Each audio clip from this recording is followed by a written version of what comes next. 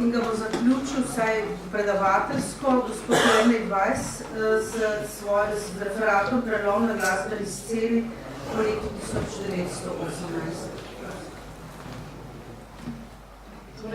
Lepo pozdravljeni, se vnaprej upravičujem, ker bom tudi sam ponovil marsikatero že izrečeno misel. Posebej mi je žal, ker sem zamudil referat dr. Gabriča. Skratno z preliminarnim programom sem namreč še vedno domneval, da začnemo v 15 in 14:30. Ampak, no, to bo z veseljem potem prebral izsledke.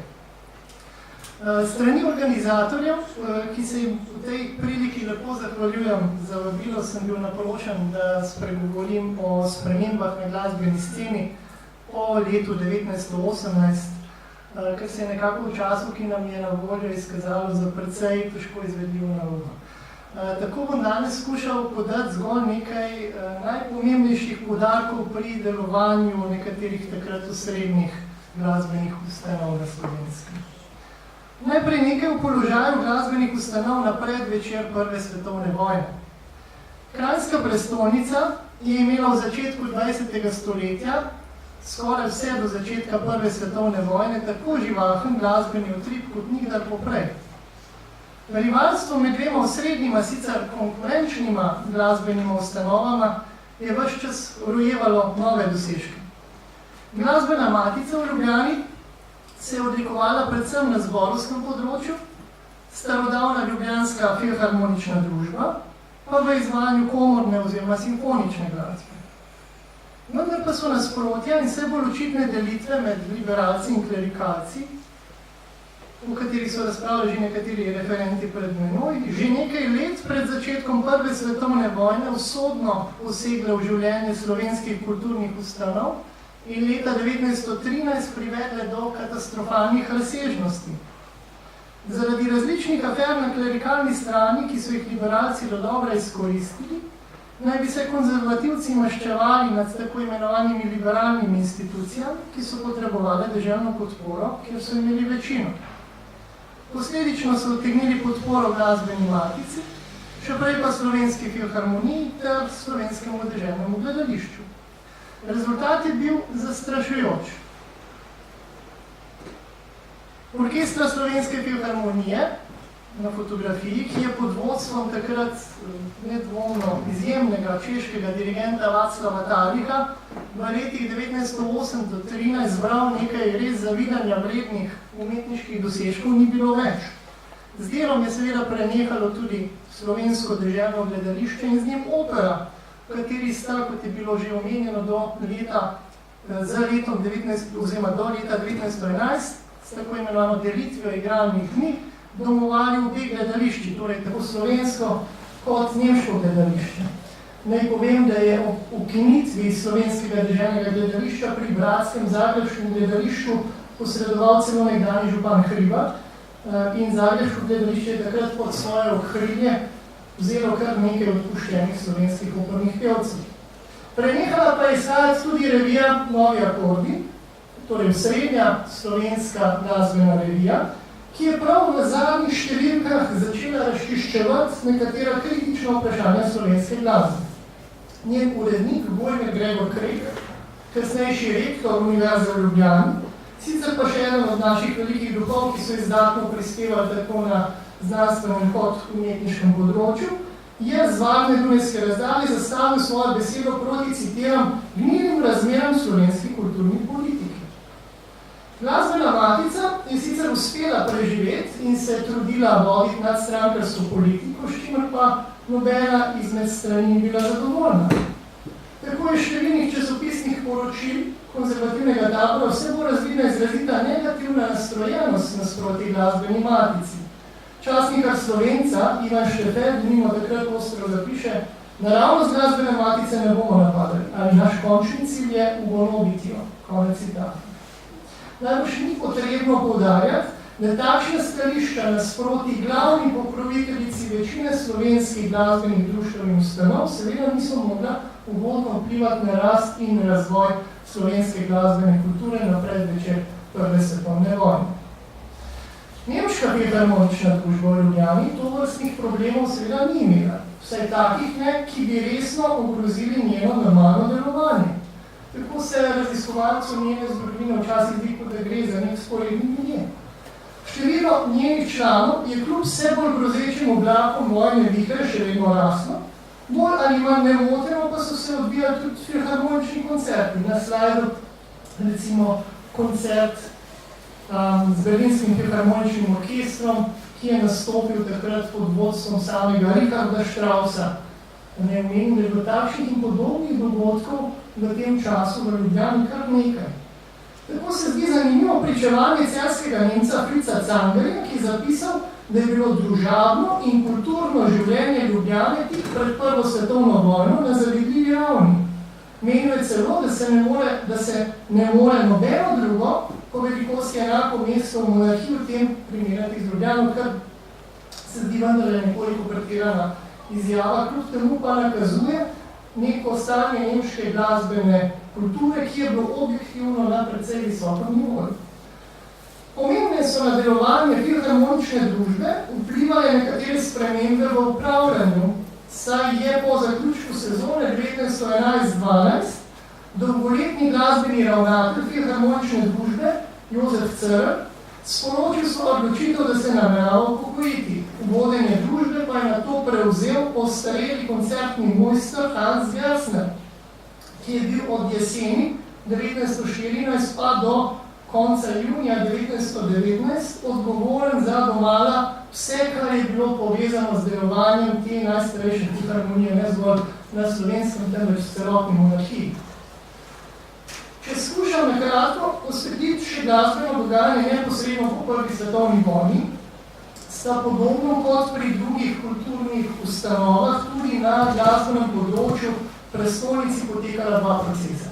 Ob podržavljanju tudi slovenizacija nekaj nemških kulturnih ustanov, čimer sem prepričan, da je izčrpne spregovoril že dr. Javič. Tedaj osrednji organ za področje kulture je bil povereništvo za uk in bogočasje pod vodstvom Karla Verstuška, ki je napram nemškim kulturnim ustanovam vodil precej restriktivno kulturno politiko.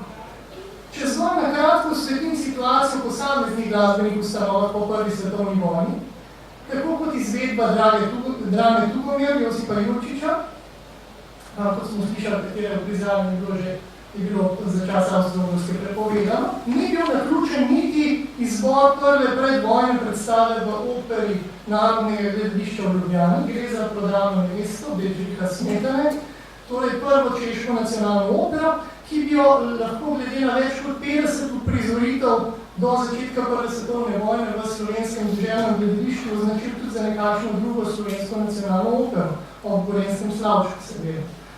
V tej povezavi je potrebno omeniti, da se je tudi Smetanov pri nas delujoči češki kolega Anton Felster v svojem Gorenjskem Slavčku z ljudskimi napevi, ruralno tematiko in nenazadnje izseljensko problematiko močno vzoroval po omenjeni Smetanovi operi.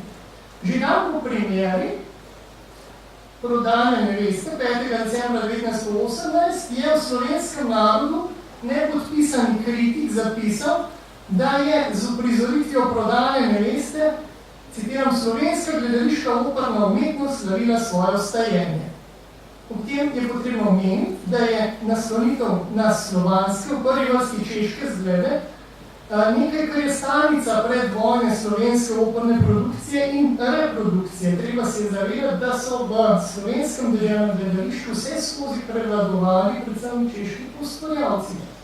Tako je denimo leta 1896 premiero Gorenjskega Slavčka, opere Gorenjski Slavček, torej prve slovenske nacionalne opere češkega skladatelja Antona Felsterja v slovenskem deželnem gledališču dirigiral češki dirigent Hilarion Benišek, kritiko je napisal češki kritik Karl Hofmeister, v orkestru je bila večina čeških glasbenikov in še bila naštevati, da omenjam tega, da je pravzaprav tudi samo gledališče, da sta ga koncipirala dva češka arhitekta, Kraski in Hrubi.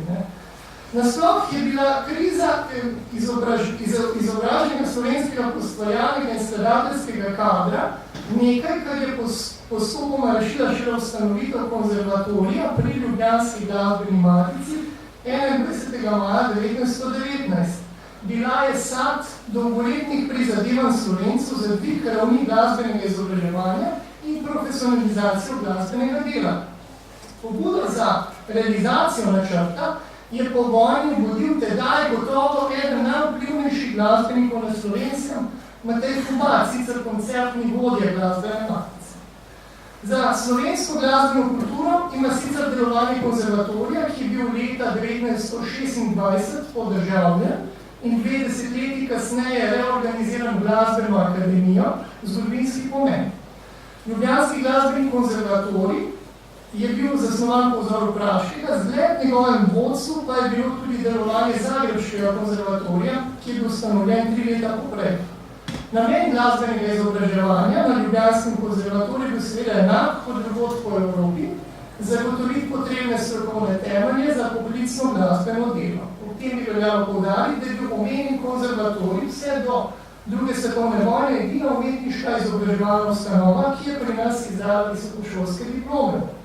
Namreč ideje o ustanovitvi sorodne šole za gledališko umetnost in likovno ustvarjalnost vse do naslednje vojne niso bile realizirane. Da bi pospešili reševanje kulturno-političnih vprašanj, je bila pri že omenjenim uverjeništvu zauk in dolgočasju v Ljubljani 7.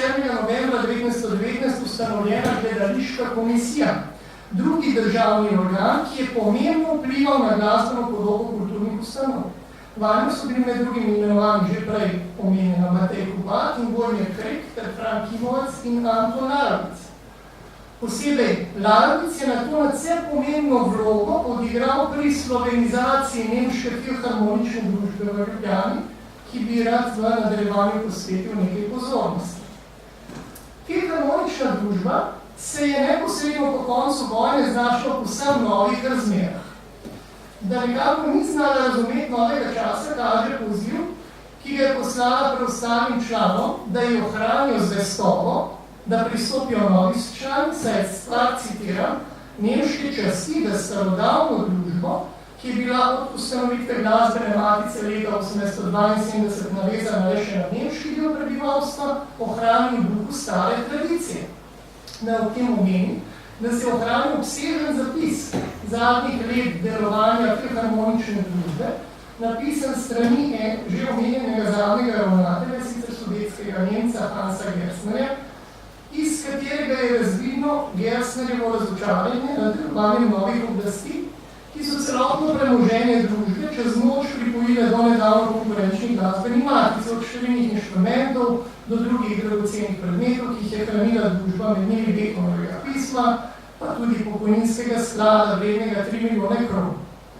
Ob tem je šlo za demonstracijo moči nad vsem nemškim, kar je Lavica nekaj let kasneje v Slovencu vodilo do znamenitega izreka o strupu nemške glasbe za slovensko kulturo. Če sem malce bolj natančno govoril o strupu Bachovih, Beethovenovih in Wagnerjevih del. Gersner je takrat v Beograd posredoval več prošenj, da bi preprečil, citiram, ta nepravični rok, vendar ni pomagalo, se je znal Lavic kot spreten jurist, kasneje celo sodnik Vrhovnega sodišča, vsakič znova pravno preprečiti ugoditev tem prošnjam.